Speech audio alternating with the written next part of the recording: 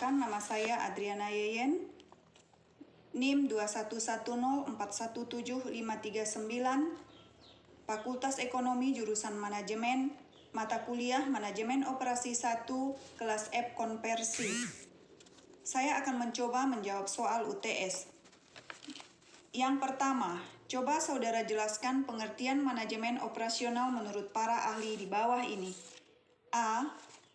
Menurut Jay Heiser dan Barry Render, menyatakan bahwa manajemen operasional ialah sebuah serangkaian kegiatan yang menghasilkan sebuah nilai dalam bentuk barang dan jasa dengan mengubah suatu input menjadi output.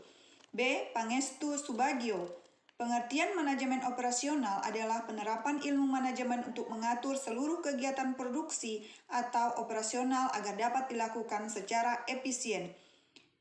C. Menurut William J. Stevenson, pengertian manajemen operasional, sistem manajemen atau serangkaian proses pembuatan produk atau penyediaan jasa. D. Menurut Richard L. Dove, pengertian manajemen operasional adalah bidang manajemen yang fokus pada produksi barang, serta menggunakan alat dan teknik khusus untuk memecahkan masalah produksi. Dan E. Menurut James Evans dan David Kuller, definisi manajemen operasional adalah ilmu dan seni untuk memastikan bahwa barang dan jasa diciptakan dan berhasil dikirim ke pelanggan. Soal yang kedua, coba saudara jelaskan dan sebutkan ruang lingkup manajemen operasional.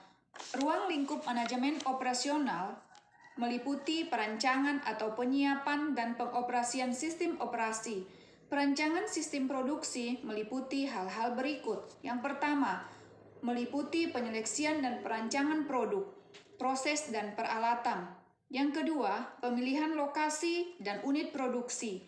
Yang ketiga, perancangan tata letak. Yang keempat, perancangan tugas dan pekerjaan. Yang kelima, penyusunan strategi produksi dan pemilihan kapasitas. Hal-hal berikut ini bertujuan adalah untuk menghasilkan barang atau jasa yang dikehendaki sesuai dengan kebutuhan para konsumen, baik itu mengenai kuantitas, kualitas, harga, dan waktu yang tepat. Adapun pengoperasian sistem produksi meliputi hal-hal berikut. Yang pertama, penyusunan rencana produksi. Ada 3 macam produksi, yaitu proses produksi yang kontinu. Yang kedua, proses produksi terputus-putus. Yang ketiga, proses produksi bersifat proyek.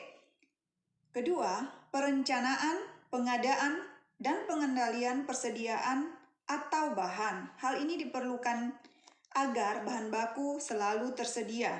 Yang ketiga, pemeliharaan mesin dan peralatan. Hal ini dilakukan supaya proses produksi tidak terganggu. Proses produksi berjalan dengan lancar. Yang keempat, pengendalian mutu. Mutu produk selalu terjamin agar konsumen selalu merasa puas. Yang kelima, manajemen sumber daya manusia. Diperlukan sumber daya manusia yang berkualitas agar dapat menghasilkan produk yang berkualitas. Soal yang ketiga, sebutkan dan jelaskan peran manajemen operasional. Peran manajemen operasional, kalau kita sesuaikan dengan pengertian manajemen operasional, seorang manajer harus benar-benar paham keseluruhan proses yang ada di dalam perusahaan. Mereka dilibatkan soal pengkoordinasian proses beserta pengembangan terbarunya sambil mengevaluasi kembali strukturnya. Dalam hal ini, organisasi dan produktivitas menjadi hal yang paling dibutuhkan ketika menjadi seorang manajer operasional. Ia harus bisa berada di posisi yang sangat fleksibel. Manajer operasional memiliki tugas pokok dalam proses produksi, di antaranya membuat perencanaan kuantitas dan kualitas bahan baku dalam proses produksi, membuat rencana lokasi gudang persediaan dan peralatan mesin yang efisien untuk menghemat waktu dan mobilisasi, merencanakan letak layout pabrik, bertanggung jawab atas pemeliharaan peralatan pabrik untuk menjamin keandalan dan keberlangsungan operasional, membuat strategi produk yang berkualitas sehingga tidak bisa bersaing dengan kompetitor, membuat jadwal kerja yang efektif dan efisien dengan mengevaluasi biaya tenaga kerja, dan manajer operasional bertanggung jawab atas keberlangsungannya hasil produksi baik dari sisi kuantitas maupun kualitas. Selanjutnya soal nomor 4. Sebutkan dan jelaskan fungsi dari manajemen operasional. Fungsi dari manajemen operasional dikelompokkan berdasarkan tugasnya. Fungsi manajemen operasional dapat dibagi menjadi 4. Yang pertama, fungsi perencanaan. Fungsi yang pertama disebut sebagai fungsi perencanaan. Ini menentukan tujuan dari subsistem operasi organisasi perusahaan dan mengembangkan program yang sudah dimiliki. Tak hanya itu, kebijakan dan prosedur untuk mencapai tujuan perusahaan juga dapat dikembangkan melalui manajemen operasional. Contoh, dari fungsi perencanaan dari manajemen operasional ini mencakup penentuan peranan serta fokus operasi perusahaan. Fokus tersebut meliputi perencanaan produk, fasilitas, hingga pemanfaatan sumber daya produksi. Yang kedua, fungsi pengorganisasian. Fungsi yang kedua adalah fungsi pengorganisasian yang mana manajemen operasional dapat menentukan struktur individu, grup, bagian divisi, hingga departemen di perusahaan. Manajemen operasional mampu menyatukan subsistem dalam subsistem operasi tersebut agar bisa mencapai tujuan perusahaan. Yang ketiga, fungsi penggerakan.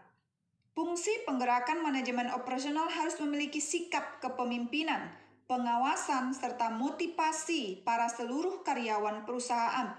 Hal ini bertujuan agar karyawan dapat bekerja dengan optimal dan melaksanakan tugasnya dengan memuaskan. Dan yang terakhir, yang keempat, adalah fungsi pengendalian. Fungsi yang terakhir dari manajemen operasional ini memiliki fungsi pengendalian, artinya manajemen operasional mampu meningkatkan standar dan jaringan komunikasi perusahaan agar organisasi perusahaan dapat bergerak sesuai rencana yang telah dibuat. Dengan begitu, tujuan perusahaan dapat tercapai dengan lebih mudah dan efisien. Soal yang kelima. Produktivitas. Apa yang maksud dengan produktivitas dan jelaskan? Produktivitas adalah suatu pendekatan interdisipliner untuk menentukan tujuan yang efektif. Pembuatan rencana, aplikasi, penggunaan cara yang produktivitas untuk menggunakan sumber-sumber secara efisien dan tetap menjaga adanya kualitas yang tinggi. Faktor-faktor yang mempengaruhi produktivitas adalah 1. Sikap kerja. Sikap kerja merupakan kesediaan untuk bekerja bergiliran, dapat menerima tambahan tugas, bekerja dalam suatu tim. Robbins mendefinisikan sikap kerja adalah respon evaluatif yang ditunjukkan oleh seseorang terhadap objek dengan tingkatan sikap yang positif, negatif, atau netral. Yang kedua, tingkat keterampilan. Tingkat keterampilan ditentukan oleh pendidikan formal dan informal, adanya pelatihan dalam manajemen dengan supervisi dan keterampilan dalam teknik industri. Yang ketiga, hubungan antara tenaga kerja dan pimpinan organisasi. Hubungan antara tenaga kerja dan pimpinan organisasi yang tercermin dalam usaha bersama antara pimpinan organisasi dan tenaga kerja untuk meningkatkan produktivitas melalui lingkaran pengawasan mutu dan penilaian mengenai kerja unggul. Yang keempat, manajemen produktivitas. Manajemen produktivitas adalah manajemen yang efisien mengenai sumber dan sistem kerja untuk mencapai sumber dan sistem kerja untuk mencapai produktivitas. Yang kelima, efisiensi tenaga kerja. Efisiensi tenaga kerja yaitu perencanaan tenaga kerja dan tambahan tugas. Yang keenam, kewirausahaan.